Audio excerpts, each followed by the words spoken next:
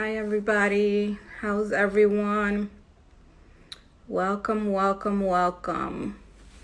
Today's conversation is going to be with author's publicist, Saraciea Fennell, who is going to answer all our question about what is a publicist. Do you need a publicist? Hi, Jose. Hi, everybody. Do you need a publicist? And what exactly do they do for you? So get your questions ready. I have a lot of questions for her. I have all these people in my network and I often forget what it is that they do. Many of you might know Saraciea because she's the founder of the Bronx is Reading. That's how I know her, but I always forget that she has a day job as well, and that job is her publicity job. So today I have invited her to have this conversation with us. So let's see.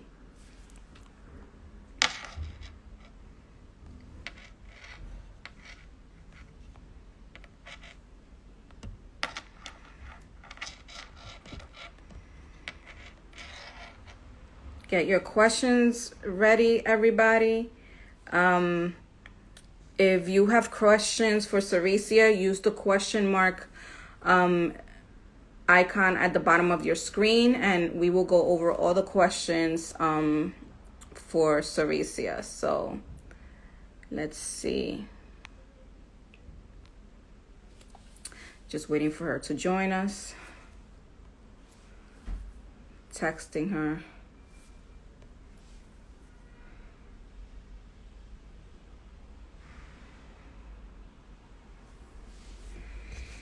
Hope everybody is enjoying their evening. Welcome, welcome, welcome, everybody.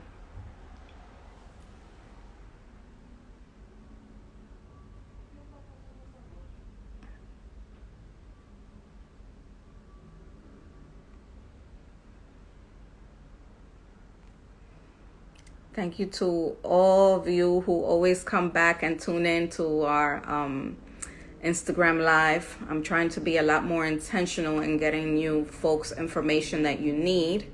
So we're going to get into it today. All right, Saraciea is here. Let's invite her into the conversation. Let's get ready.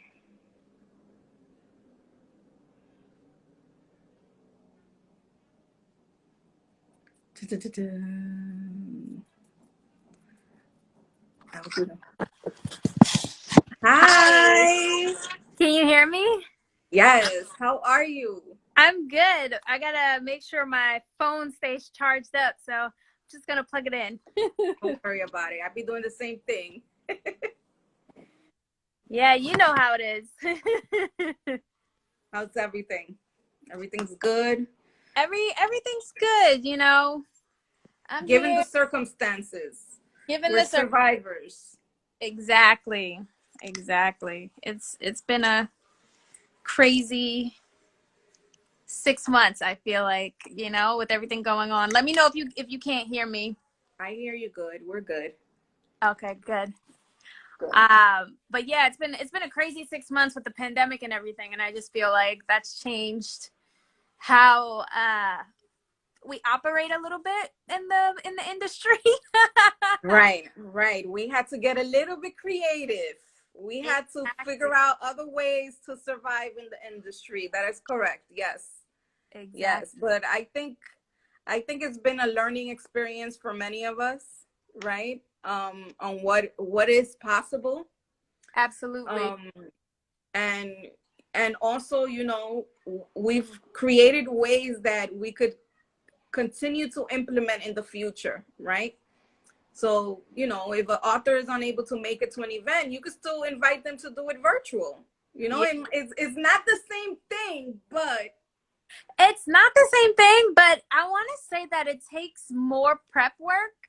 yeah, Especially if it's authors of color, because, you know, authors of color tend to be trolled online, particularly Black women see the brunt of that. which really sucks. But now, part of my job is being like, here's a list of event regulations and guidelines for virtual events that I need to make sure that you have read and understand, since you're going to be hosting this author. But you'd be surprised at how much work goes into hosting virtually, both for whoever the event host is and for the author or the speaker. I feel like everyone's like, oh, it's a lot of work. I have that event on October 8th. I have that event on October 8th with the Dominican writers who contributed to the Breakbeats anthology. Yeah. And it's giving me anxiety just putting together the email to set everything up with them on how the reading is going to go. Because I'm just like, oh my God, what did I get myself into?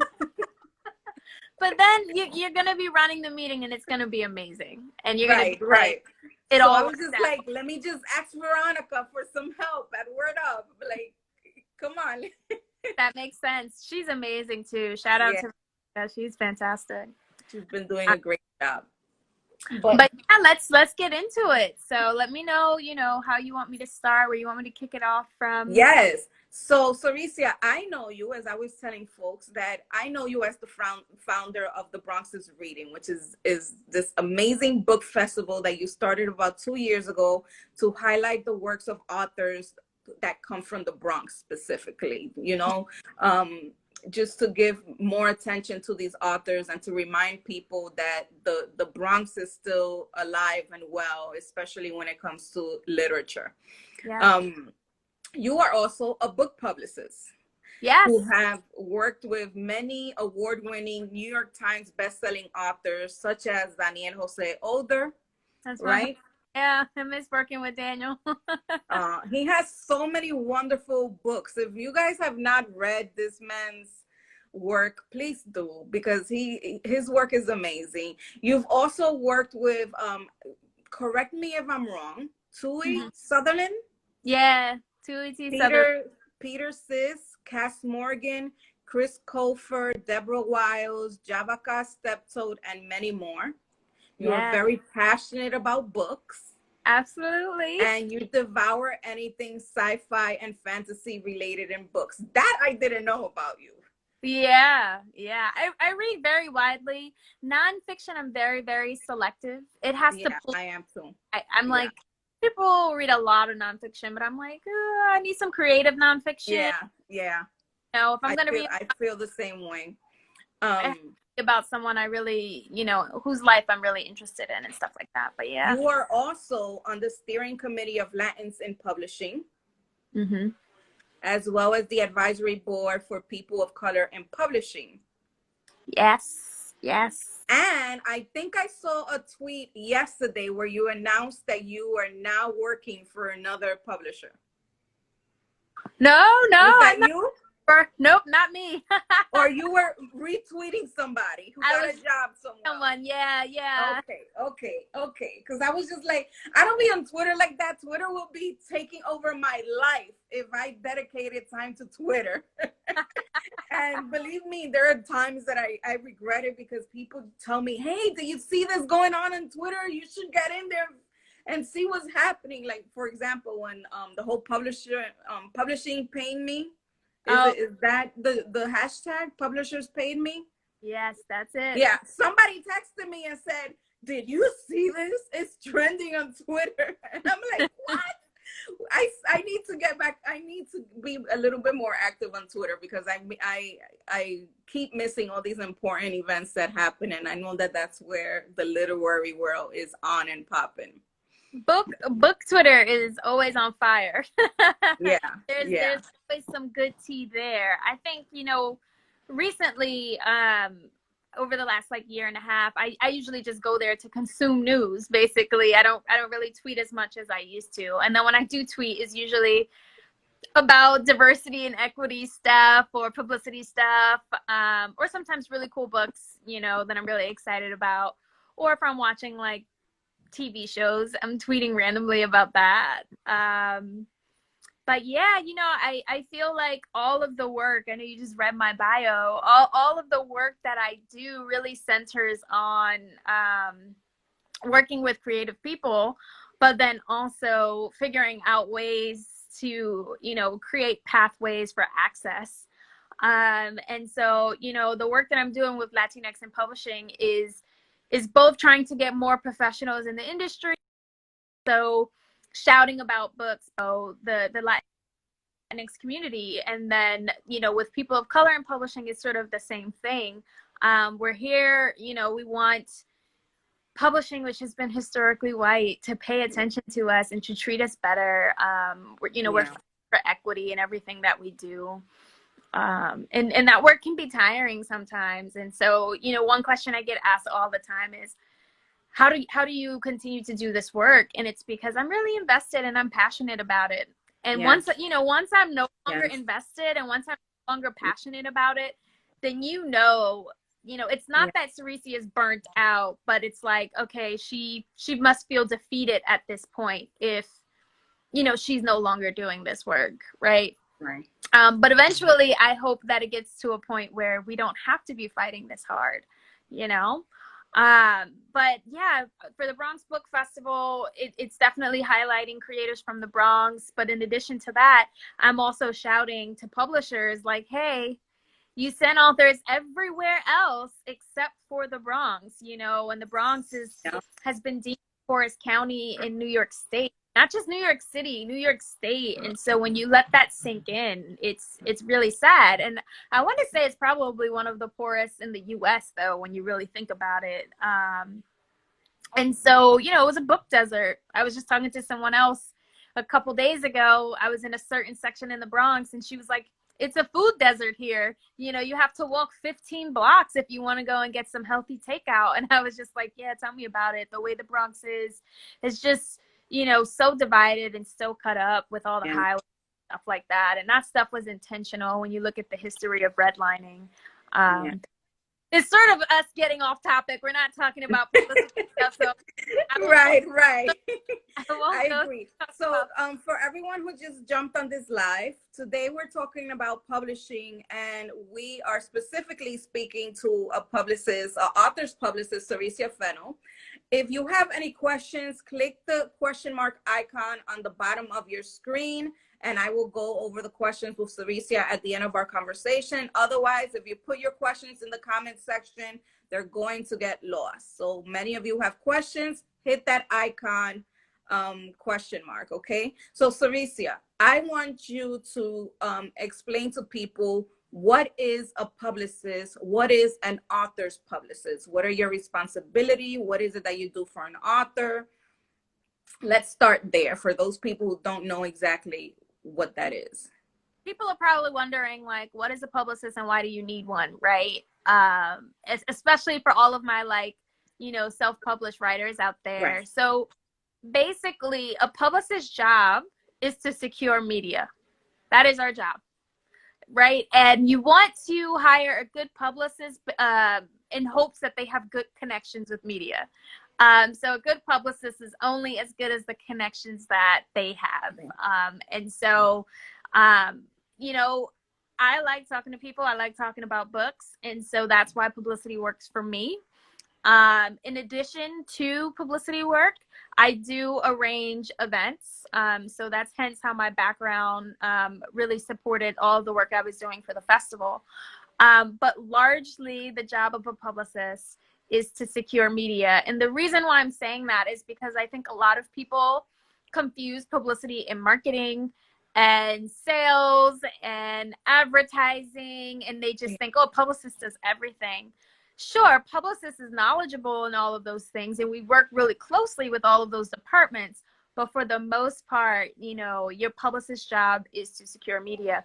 The other part of the publicist's job is to make sure that you are trained very well to talk to media, right? So that you don't sound, I don't want to say like an idiot, but for lack of a better term, like an idiot. Yeah. And so if a publicist is really good at their job, they're going to talk to you about key talking points that you should be, mentioning when you're pitching your book to people.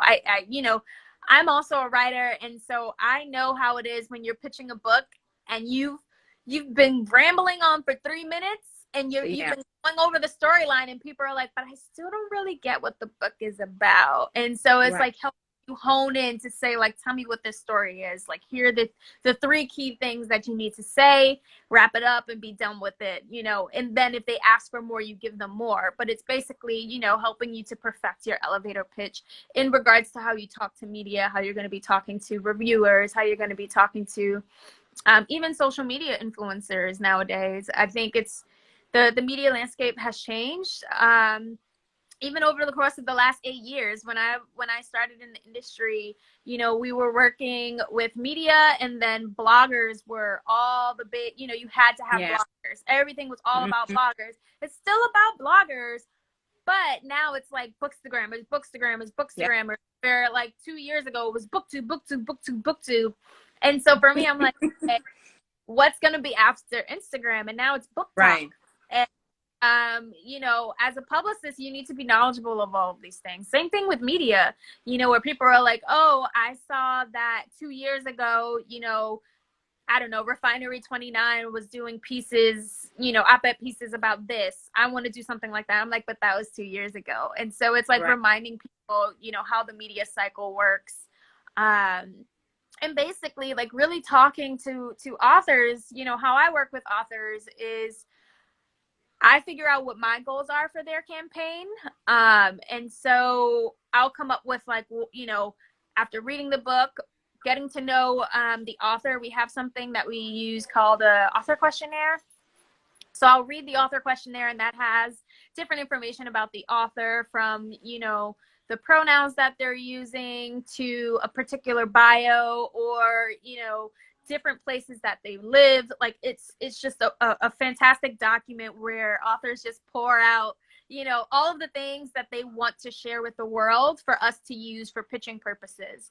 And that's really important. And I think, some authors, when they're starting out, they think, oh, I need to bear it all and not set a boundary, but that's not true. You can definitely set boundaries, and you should, especially if, you are launching your writing career, and that this is something that you want to be doing full time and something that you want to be invested in. You should set boundaries, right? You have boundaries in every other thing that you do, right? You want to make sure that you're setting boundaries. What is okay for my publicist to pitch about me? Do I want them to know that I'm a mother? Is that what I want to be known for? Do I want them to pitch that, I belong to the LGBTQ community?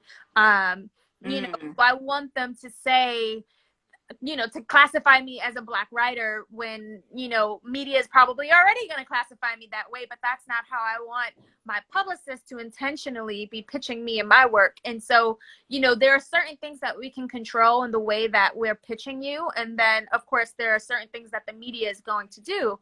But it's basically, having the conversation about their identities and the themes in the book, things in their lives that they want to be talking about that can work for a media angle. Other ways that I've worked with authors a lot, actually, over the years, especially, is by doing, like, publicity consulting. And I love it because a lot of people are like, I think I'm ready for a publicist, but I don't know. And so it's like, when do I get one? And so first, I'll say this: no matter if you're self-published or if you are traditionally published, your work needs to be complete, and it needs to be close to a stage where you can send it out to reviewers and to media. So basically, if you are just now starting to write a book, you should not hire a publicist. Right. What are they going to publicize? Exactly. That you're working on a book and no one knows you? Exactly. And so I think some people confuse that, right? Because they're like, oh, I need to hire a publicist so that I can build up my brand or build up, social media or build up this thing. And, for that, you can do a publicity consultant call. You can say, like, hey, I'm a writer and, I don't have a manuscript coming out. yeah, I mean, I don't have a book coming out yet. I'm in the middle of my manuscript, but here are the key things that I would like to improve on. So can I set up a publicity consulting call with you? I mean, I set up calls with people where I've reviewed their website just to give feedback on their website to say, okay, you are you're an aspiring writer, and I'm going to go over your website piece by piece, to tell you what's working, what's not working, what needs to be updated. I've looked at social media, and I answer questions about social media a lot because a lot of people think, that you have to be on social media this day and age, and you do, but you don't. And so I always tell authors that I work with, it's best that you sign up for every social media platform with your name, just so that you can avoid people, impersonating you. So you have to remember you are a public figure. So anytime there is a new social media thing, I recommend that you go and sign up for it, and you can lock it. Okay. Private.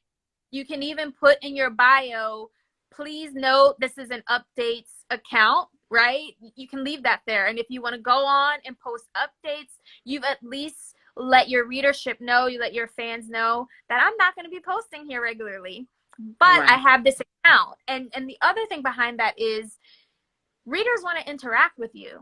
And so they want to be able to tag you on stuff. And I know that this can both be annoying and negative sometimes. And overwhelming, yeah. That writing is a form of entertainment for people, whether it's, nonfiction or fiction. People are reading for pleasure, right? So they're reading to be stimulated in some way, and they want to share those thoughts online. They want to share with their friends, with the world. And so sometimes you'll get tagged in this stuff. And so when they don't find you on social media platforms, that can be a little bit frustrating for the reader experience. And so that's one positive for the a reason why we want access to these people, which in a way is good, but in another way it's like these authors can't have peace. I could just imagine how much anxiety it costs to be tagged on so many things, and I don't know. Yeah. I mean, we get tagged on stuff, right? But imagine an author whose book is really popular. Oh, absolutely. 100%. And then the other thing that I tell people after that is, okay, now talk to me about which social media platform works for you. Choose at least one to be active on. And I usually tell folks, if you're an illustrator, you want something that can showcase that strength of yours, right? And so Instagram is really a fantastic tool for illustrators, cartoonists, right? For people who are in that art medium. If you are, really cool with Facebook and that works for you, that's also a fantastic place for visual professionals. If you like the fast speed, definitely go on Twitter. If you feel like, okay, I can create, this one timeless piece of content that I think will last for a while, like a couple of days, I'm very infrequent, I want to go on once or twice a week, TikTok. Really simple. Like, you can put a video up and feel like people will watch that over and over and over again. Same thing with Instagram. You can curate, okay, I'm going to post once a week, or I'm going to post, once a month. You can be as infrequent or frequent as you want in some of these places, which is really cool. The other question I get a lot in regards to social media is about blogging and newsletters. And I usually tell people you shouldn't do a blog if you can't commit to some type of schedule. So if you are going to blog, you should first figure out, okay, when am I going to be releasing posts? How many times am I going to be releasing? Is it going to be weekly? Consistency. Exactly. Newsletters, though, you should always have a newsletter. And the reason for that is because now you have a chance to do direct marketing. And so I want to be careful with saying direct marketing, because you don't want to spam people and say, go buy my book, and send them an email 2 times, 3 times a day because you're looking at like, nobody's buying my book. That's not what you want to do. What you want to do is, begin to build up your following, right? And create your social equity. And I think newsletters are fantastic for that. And you want to be upfront about the types of updates that you're going to be sending. And newsletters, you don't have to say like if you're going to be sending once a week or once a month. Most people have some type of schedule and then other people don't. And so because it's a newsletter, as long as the people who are signing up are opting in, so you want to have that 2-factor, have something on your website where it's like sign up for my newsletter, and then they get sort of that automated email as soon as they sign up saying like opt in and confirm that you want to actually subscribe to my newsletter. And then from there you can send updates about your media hits, for example. So if you're a debut author and you're like, oh, I just did a blog interview that was really fantastic, I shared it on my Twitter, but I only have 15 followers, but in my newsletter I have 30 followers, so let me go and put send this to my newsletter. So you can do roundups of media. You can announce pre-order campaigns. Like, authors use newsletters for so many different tools, but that's social media. And I usually work with authors to say like, let's choose which one really works for you, and then we can plan out how you can build that leading up to your book's publication. And so that's sort of like the social media part, brand management part. Have you ever had to work with an author who didn't have any sort of presence online? Yes. And how did you manage that? So I did basically what I explained, which was let's talk about which platforms you're comfortable being. You had to train them on how to use these platforms? Yes, basically training them on like, well, I have a Twitter, but I never really use it. Or I have an Instagram account, but I haven't signed on in, the 10 years or however long Instagram has been around now. And I'm like, okay, well, let's look and see what you have there and what's salvageable. Because 9 times out of 10, writers will say, oh, I have a personal Instagram account, but I'm wondering if I should start a new one, right, as a professional. And so I say it's a personal choice, right? You got to think about, if I have 500 personal followers, that's a good starting point versus starting completely new with 0. Yeah. So first you want to like prime the people who are following you, right? So you can say like, oh, I'm going to be changing this to like my professional account, right? And then you can announce to them and say like, I have a personal account, and you can lock that one and say like, follow me here for personal updates, but just so you know, moving forward, this one is going to be this. So, constantly communicating, saying what it is. But to get back to your point about working with someone who basically had 0 presence, right? So I worked with someone who was a little bit older, and by older I mean like past the 45 age range, and they were like, oh, I'm not really on social media, not too comfortable with it, but I do want to interact in this space. They were a YA author, and they said, I know that like young people are on these things, so we had a discussion of which platform feels, comfortable enough for you to be using frequently in a consistent way. And they decided that Instagram and Twitter a little bit was one of the platforms that would work for them. And so what we started to do was we basically set up like a content calendar to help them get followers. And because I was working with someone who was traditionally published, we had access to things like ARCs, swag, different things that we were creating for the book. And so we were able to use that to help them build up their following. And then also use the publisher's social media presence to build up their following by saying like, oh, check out this author, follow this author. It's a debut author. And so it's sort of like a hand in hand kind of thing. Support from your publisher, and then support from your publicist working with the author to build your brand.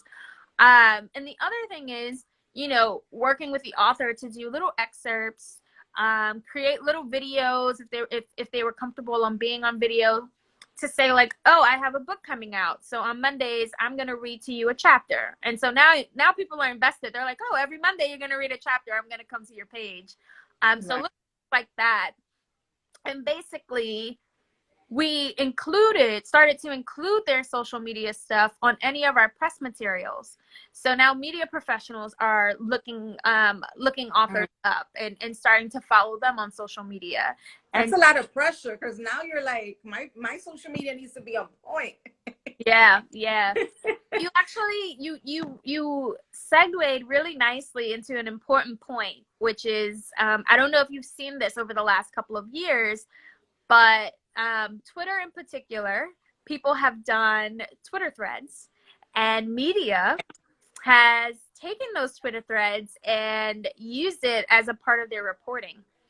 And they've a lot of these reporters or journalists or writers have gotten, under fire for doing that, because you're doing it without the author's consent. Yeah.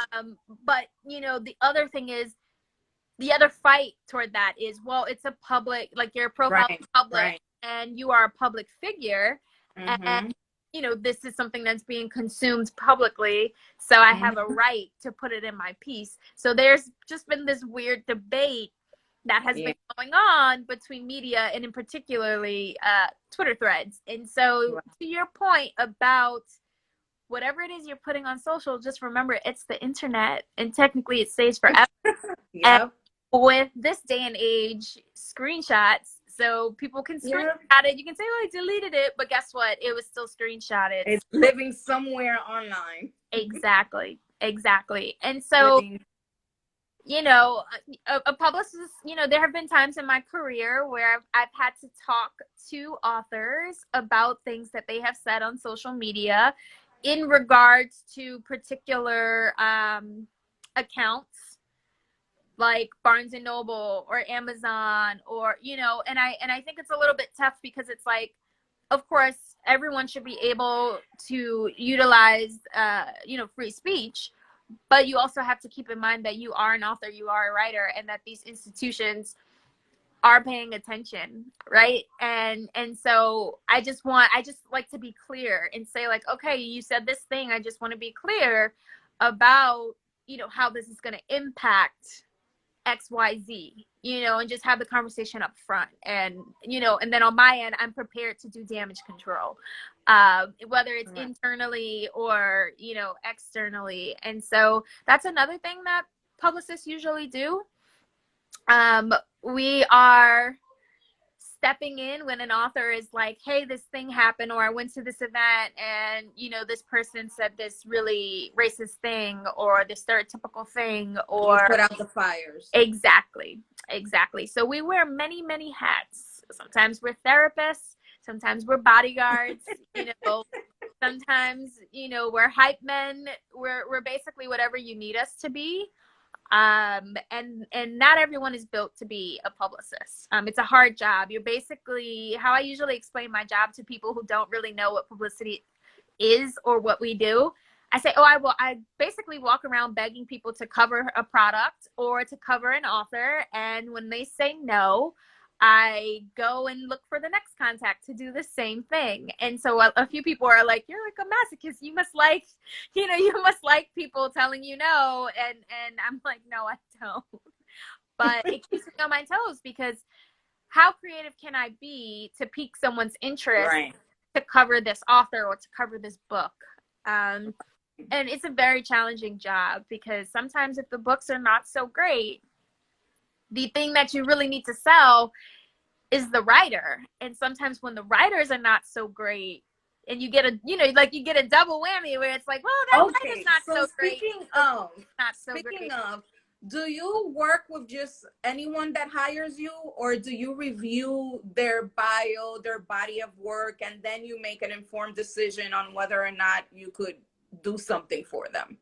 Yeah. So back when I was freelancing, because now, I'm working for Macmillan, so I don't get to work with whoever I want. I'll put in a wish list with my boss, and then she'll review everything, department wise, because there are, I think, like 9 or 10 publicists.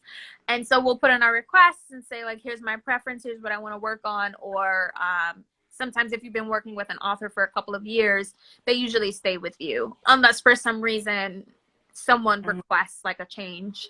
And so that's a little bit different, right? You don't really get to choose. Sometimes you get who you request, and that's great. And then other times you don't. And so you just have to work on the book. And I like to be upfront with people about that, because sometimes there are books that are, you know, racially charged or have certain themes in them that you are not aligned with.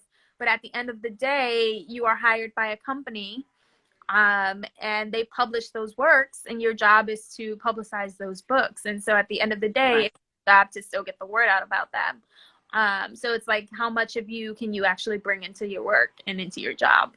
But that's a completely different conversation. So you mentioned you work for Macmillan, so that means that you publicize the books that are published under their umbrellas and their imprints, I believe, correct? Yes. So where I work for Tom Darty Associates, which is a genre publisher. Okay. So any of their imprints, I can work on their books, because Macmillan is an interesting publisher because they have different trade divisions. So they have Flatiron, which is a trade division. Have FSG, which is its own trade division, and then they have imprints within that.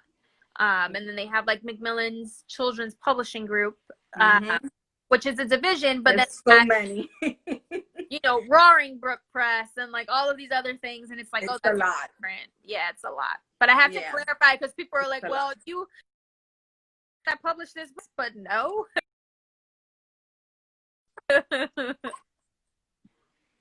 But yeah.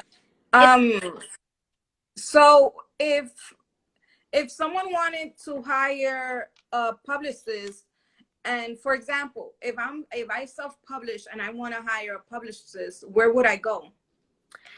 It depends. You know, it depends on what you're writing. And I say this because you always want to make sure that the freelance publicist that you are trying to go after to hire is actually working in the genre or the age range or the field that you are writing in. I think some people they're like, oh, you're a publicist, I'm just going to hire you because, you know, one of the key things that I said earlier in our conversation is, you know, a publicist is only as good as the context, the media context, you know, that they have and the relationships that they have. So if you are a nonfiction adult writer and you go to a children's book publicist expecting, you know, to get media hits and to get all of this stuff, it depends on the relationships that they have. But if they're telling you I'm a children's book publicist, that's where most of their contacts are. And so that you want to look for. When I was freelancing a couple of years ago, working with folks, you know, I had a website, but mostly it was by recommendation. I didn't really want to be working with just any old body, right? Because some people think, oh, just because you're freelancing, you have to take, you know, any kind of work. And freelancing is tough. And shout out to everyone out there who's freelancing. It's tough work. And for you to have to turn down work because it doesn't align with you is also tough. So basically how I operated was, you know, let's schedule a call. Let's, you know, send me your book. I want to read the book.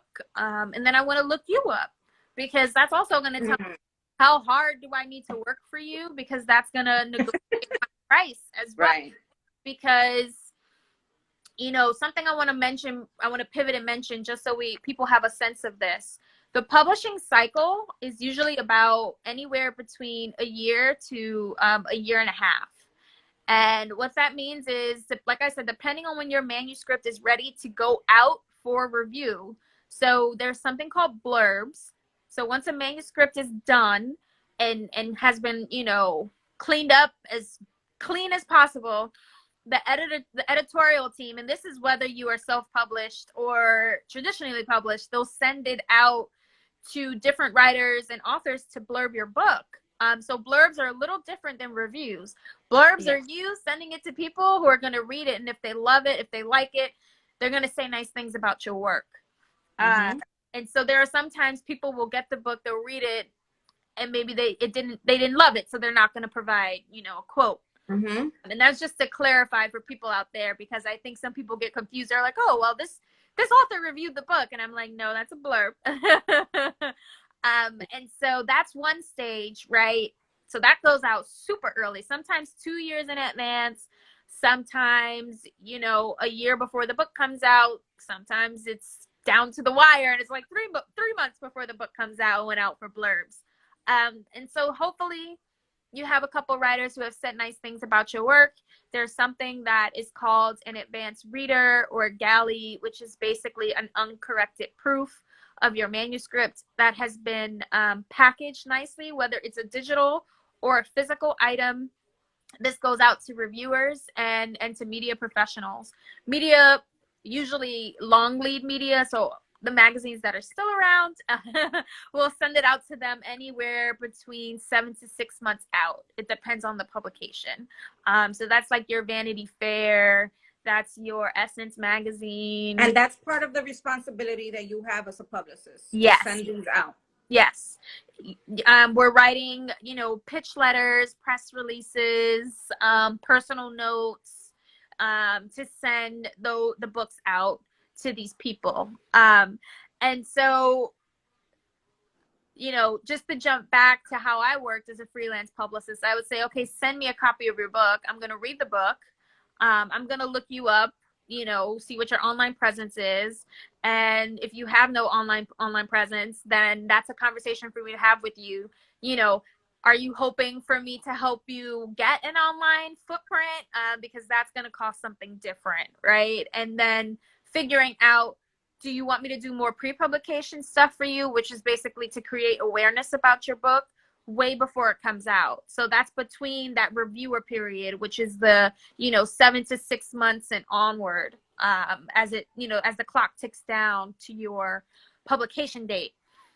And so if they say, oh, I just want to do pre-publication stuff, you know, that's me helping to get the word out. That's me sending it to reviewers, and hopefully, you know, getting media contacts to cover your book. If you don't want that, right? If you're like, I'm okay, you know, pre-publication, like I don't have an issue with that. I can arrange some stuff with some bloggers on my own. Or if you're self-publishing and you're like, I'm strapped, I don't have money to have a physical item to give. I'm not sure how to do a digital galley. I'm really nervous about people taking my work and posting it on the internet. I don't want to do that. I want to wait until I have a physical item. And so normally, you know, in traditional publishing, the finished books are usually in about a month before publication day. So I usually tell people the sweet spot for when you want to hire someone is either, if you want it to be for the full publicity campaign, that's 7 months from your publication period. You know, 8 to 7 months before your book goes on sale. If you want to do it closer to at publication, I would suggest doing it 3 months before your book comes out. And the reason why 3 months before is because now you're in this window where, you know, you're getting closer and closer. The clock is really ticking down. You know, like I said, a month before, you're going to have finished items available. So, you know, the publicist will have been creating these relationships and reaching out to people 3 months beforehand to say, I'm working with this author, I have this book coming out. I would love to send you a copy. Copies will be in, you know, during this time. You know, I would like to send you a PDF and then follow up with a finished book within that 3 month period. And then for some people, and what I highly usually recommend to people who are working in traditionally publishing is to hire a publicist 3 months after your book goes on sale. And you're after 3 months, not when it's about to go on sale? Not when it's about to go on sale. So if you are traditionally published, you have to remember, right? Like if you are at a major publisher like a Scholastic or a HarperCollins, the publicist has been working on your book 7 months before at least, sometimes it's longer, but at least 7 months before your book comes out to do all of the long lead and then all of the short lead. Once your book goes on sale, after about 3 months, it has now, in-house terms, has become backlist because it's already been out for 3 months. So now they're, now, and in some cases, if the publishing house publishes a lot of books, after a month of your book being on sale, they have other books that they're like, this is front of mind, because, it's a cycle. And so I usually tell people, 3 months after your book has gone on sale is when you should hire a publicist. And, this is why I say it's really important that you do a consultation call, because you want to figure out which strategy works for you. So I usually just recommend that to traditionally published people. That doesn't include debut authors. That's something completely. So there you go. We're gonna take your email for everyone who wants to do a PR consultancy with Saraciea. Because you're giving some great gems. So my question was, is there sort of like a directory or a place that you can go online that you refer people to find a publicist? Like, for example, I know of Thumbtack, but it has all kinds of publicists. It doesn't really specify that it's for authors. Yeah, the one that I would recommend is Reedsy. Right. Yes, Reedsy is wonderful. Yes. Reedsy is a fantastic platform for freelance publicists. But, I will say, like anything, do your research. And so, set up a consultation call with these people and interview them. And there are a lot of freelance PR agencies out there that offer different things. And some of those agencies, I'm like, you're more of just like a speaker agency. You're not necessarily a publicity agency.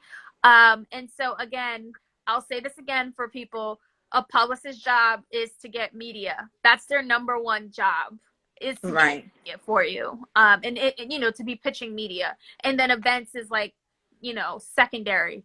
And so I would say the really good freelance publicists, you're not really going to find them on the internet. I know that's a terrible thing to say, but it really is like word of mouth. It really is word of mouth. So who should I be reaching out to so that I could get their mouth to say, hit up this person?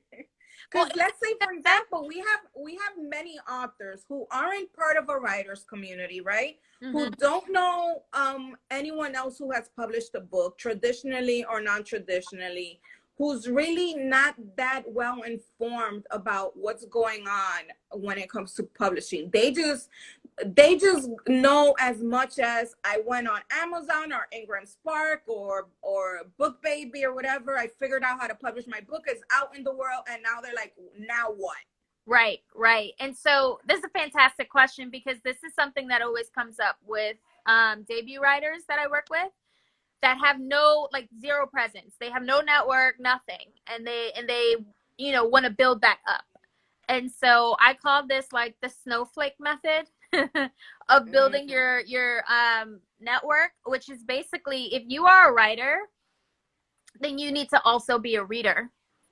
There are no writers. Thank you for saying that. Yes. Don't read widely. So guess what? If you are calling yourself a writer and you don't actually read books, you're not a writer.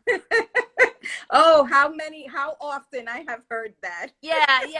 I'm just going to say it. I'll just be honest with you. So if that is you, stop calling yourself a writer. There's people who don't see the correlation between you reading and writing and wanting to write a book. Right. Which boggles my mind. Yeah. And also, you can write in a genre that you don't read in, but you still should be reading widely, right? So you can be a YA writer and say, I only read fiction. That makes sense because, like adult fiction, you may not want to write, you may not want to be influenced by another YA writer if you're writing in a particular genre. Like, that's fine, but you should be reading widely, whether it's adult fiction, nonfiction, anything, you should be reading to do your research. And so some of the advice that I give is, okay, you are a newbie writer and you want to immerse yourself in this community. Here's your snowflake method. You are only as good, like I said, for a publicist, you're only as good at your job as the relationships and the connections that you have. So as a writer, it's the same thing. How do you build your network as a writer, as a newbie writer who has no connections? So you're a writer and a reader. You should be going to literary events. If you are a nonfiction writer, you should be going to as many nonfiction literary events as possible. What is this going to do for me, Saraciea? This is one, going to let people begin to see you at these events and say like, oh, I know this person. I've seen Saraciea at several nonfiction events. And then, for a lot of the introverts in the room and in the virtual rooms these days, once you start to go and mingle with people, my rule of thumb, anyone who knows me, they're like, oh, if you know Saraciea, she's told you can't leave until you've met, at least 5 people in the room. And for the people who are extreme introverts, I'll say meet at least 3 people and then you can leave and go home. But you should never go to an event and not meet anyone new. And right now you're out in these virtual streets. It's so easy to chat with someone, via these live chats. Like, it's super easy. And then, you can take it one step further because it's social media. You can follow them on social, but make sure that their account is open and public. If they are not, don't follow them on social because it's protected for a reason. So these are things that you want to look for. Like, how can I assert myself into this community and begin to network and make friends? So the number one thing I usually recommend is going to literary events. The second thing I recommend is online. A lot of this is going to be online right now because we're all social distancing. So I'm going to tweak it a little bit. Engaging with writer community. So there's hashtag 5am writers on Twitter. There's hashtag writers of Instagram if you're on Instagram, so you can follow these tags when you're posting, add them to your post. And then people will see it because I follow hashtags. I follow several hashtags and I'll go in and I'll look and I'm like, oh, this is really cool. Especially for all of the books that I work on. We tend to, have a dedicated hashtag for the book. So I'm always looking to see like who posted about this. Right. What are people saying? It's the same thing. Because you're a reader, if you are reading a book, you should tweet your thoughts, right? Just in general. Don't tag an author if they're bad thoughts. But tweet your thoughts, and then people, will see that if you're utilizing hashtags. If it was a book that you fell in love with, something really struck you or stuck out to you, feel free to tweet at the author. Don't necessarily like tag them in a picture post, but actually tweet them, hey, Angie, thank you so much for writing that poem. I really connected with it, and here's why. I can guarantee you that Angie is going to respond back to that rather than you saying, here's my review of Angie's poem and then tagging you in it, and so you want to do conversation starters on via social media. And when the world allows us to do that in person, you want to be able to do that when you're going back to be a part of in-person visits. And so if you attend a literary event in person, right? So this is for future you want to think about the book if you've read their work, or think about the author and what you admire about them. If it's a debut author, you can say to them, hey, I follow you on social media. I really appreciate the thing you said about XYZ. And then after you thank them and they respond to you, move away. Don't hover, just, okay, I had this one interaction with them. And that's it. You let things unfold naturally. Don't try and like stalk people. I think that some people get confused with that. They're like, oh, this author responded to me, so now I'm going to, keep tweeting at them, because that can be a little bit of a turnoff. So you want to be careful, but be intentional as well. Right. In addition to that, if you are a writer and you're from a particular community and you don't see a community of writers, then you build it yourself.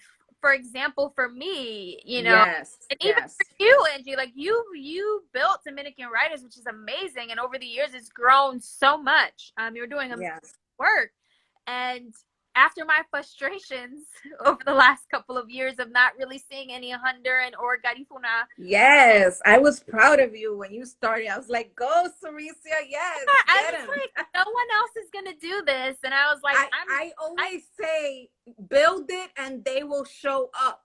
Exactly. And so that's how you build it and foster the community. And so you always want to remember that it's a give and take kind of thing. Yes. So once you build it, begin to have that relationship of, you know, here's what I can offer. Now you tell me what you can, so that you can learn from each other and support Right. each other. So those are a couple examples. What other questions do you got for me, Angie? I am writing down the questions that we have, because I'm going to end the live and we could come back on before it ends on its own. Gotcha. Okay. But while you're there, there's a question here that says, should we be mindful of our social media accounts? If I'm writing a children's book, I should probably not have pics of myself smoking hookah. So this is why I said you should have two accounts, because that's more of a personal you thing and not a you know, a professional sort of account. And so writing is a job, right? I know Right. people think, oh, this is just a hobby that I do. It's still a job. Even if you consider it a hobby, it's still a job. And so, you know, I have my public facing platform that I use, which is very bookish oriented, but I also, you know, share personal things about my life because I choose to. But then there are other people who decide, oh, I'm just going to have this be, you know, both for professional and personal use, but I'm going to curate, you know, how much of each I'm going to show. And so to this person who asked that question, if you are writing a children's book, you know, of course, little children are not, I don't know what the age range is, but if it's for picture books, for example, you know, the little children that are going to be reading that are not on Instagram, but their parents are. And guess what? They're the educators who would be recommending your book are. And so you'll still be engaging with gatekeepers. And so you definitely want to be mindful of the type of stuff that you are posting. Yes. Because if you're writing for children, you know, and that's from ages 0 to 18, you have to remember that people will just naturally see you as a role model because you're Right. in this space. Right. So Saraciea, I'm going to end this live and we jump back on, because we have a couple of some really interesting questions on here, and you're definitely giving up all the info. Y'all are getting it for free right now. You guys are all getting a free publicity consultation right now. So I'm going to end this live and we're going to restart it, and you guys could rejoin us again. Okay.